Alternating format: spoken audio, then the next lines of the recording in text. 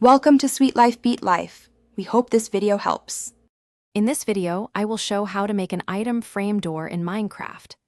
This clever design allows you to create a secret entrance that blends seamlessly into your surroundings. We will cover all the necessary materials and walk through the construction process step by step, ensuring you can build your own hidden passage with ease. Get ready to add a touch of mystery to your builds. To begin, you will need a few key items. Gather 8 wooden planks to craft your door and surrounding blocks. You will also need 1 redstone comparator, 1 redstone torch, and 12 pieces of redstone dust for the wiring. Don't forget 2 sticky pistons and 1 item frame, along with any item you wish to display within it. These are all crucial for your secret entrance. Now let's construct the mechanism. First, place 2 sticky pistons side by side, facing the area where your hidden door will be.